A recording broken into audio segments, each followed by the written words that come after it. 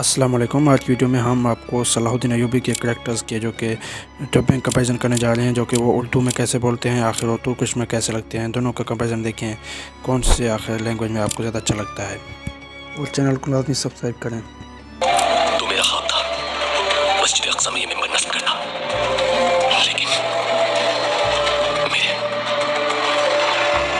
बीवी और बेटा दोनों ही वफात पा गए।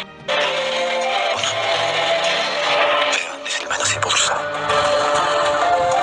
bulunduğum Mescid-i Aksa'ya konulmasıydı hayalim।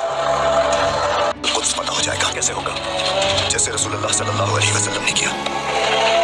और जब कुद्स पता हो जाएगा तब दुनिया आलम इस्लाम को एक बार फिर उभरता दिखेगी। Aleme adaletle vakit hakim olur. Burada miraca yükselen Peygamber Efendimiz'iyle Kudüs'e sancağımızı dikip İslam alemi bu cihanda yeniden yükselince। तुम्हें बहुत जस्तजू है ना कि मैं क्या करने वाला हूँ, तो जान ले।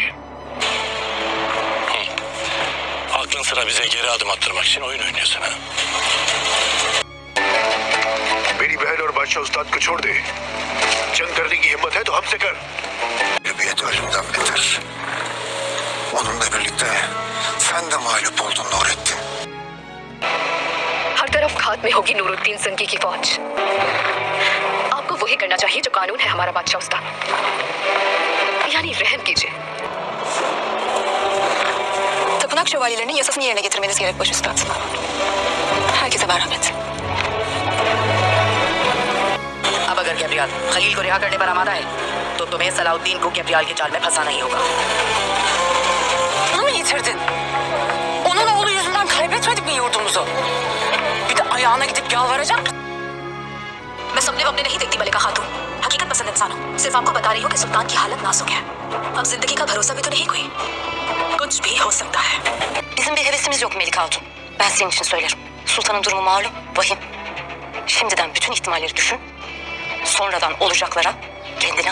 विक्टोरिया और ब्लैकफोर्ड हमसे पहले गैब्रियल को मिल जाने चाहिए, वरना वो हमारे बारे में सबको बता देगा।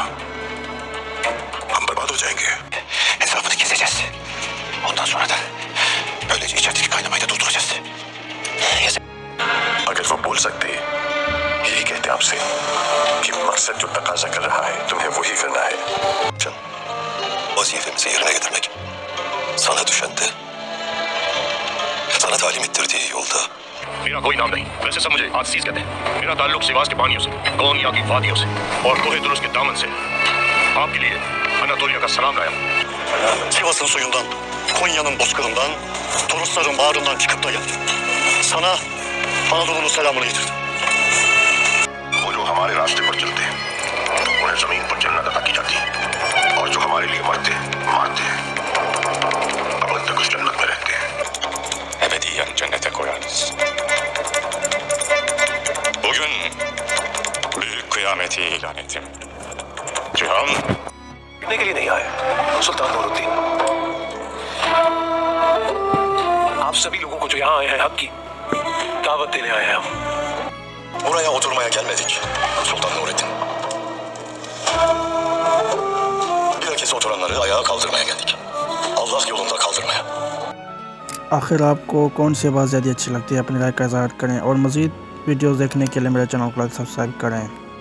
इस चैनल पर आपको हिस्ट्री कंपैरिजन, ड्रामा कंपैरिजन और जो कि डबिंग कंपैरिजन मिलेंगे, तो वीडियो को पूरा देखा करें और मेरे चैनल को सब्सक्राइब करें।